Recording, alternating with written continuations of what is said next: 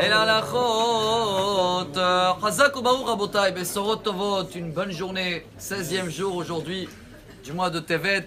Il y avait un grand rabbin qui s'appelait Rabbi Yecheskel Avramsky. Une fois, il a demandé à ses élèves, comme ça, en plein cours, qui est l'animal, si vous voulez, qu'il est parfait, qu'il a la meilleure force. Alors, ils ont testé le lion. Il a dit oui, bon, le lion, c'est le plus fort sur Terre, mais dans l'eau, il ne travaille pas, il ne fonctionne pas. Ils ont dit, ah, bah alors le requin. Oui, mais le requin, c'est dans l'eau et dans l'air. Non, alors l'aigle. Bah non, l'aigle aussi, il est que dans l'air. À la fin, ils ont réfléchi et tout, ils ont dit, bon, apparemment, c'est le canard, alors. Le canard, bah, c'est le seul qui peut être aussi dans l'eau, aussi dans la terre, aussi il vole un petit peu. Vous êtes bien d'accord que le canard, c'est pas lui, même en français, apparemment, quand on dit canard, ça sonne pas très fort, quoi. Quel est le message pour nous, chers amis?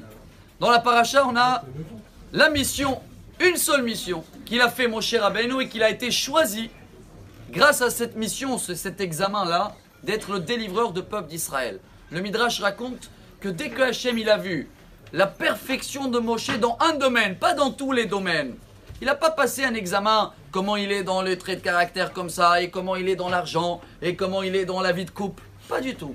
Un seul test. Il a vu un petit mouton, un petit brebis qui courait, il a couru après lui, il a vu qu'il est parti boire, qu'il était très fatigué.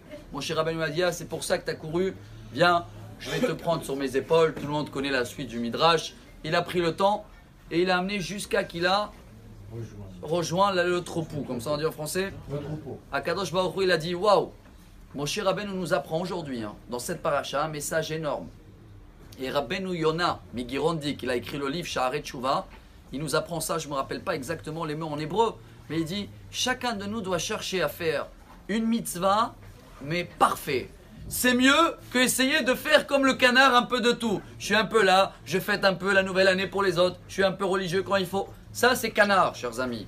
Quand on prend une mitzvah, une mission et on la fait à la perfection, et ben ça prouve, comme ça il dit Rabbeinu Yona, qu'on peut arriver à la perfection dans tous les domaines. Car chaque trait de caractère va se réparer au fur et à mesure si on choisit déjà un domaine où on est bon.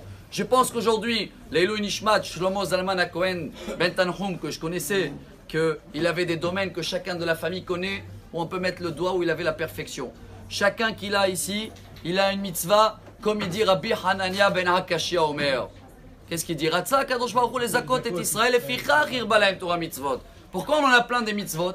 Chacun il peut trouver une mitzvah qui le parle, où là-bas il peut devenir ou essayer d'être parfait, et automatiquement, hop hop hop, Moshe Rabbeinu nous apprend comment réussir l'examen de la vie. Bonne journée à tous. Besorot tovot. Amar Rabbi Elazar, Amar Rabbi Hanina.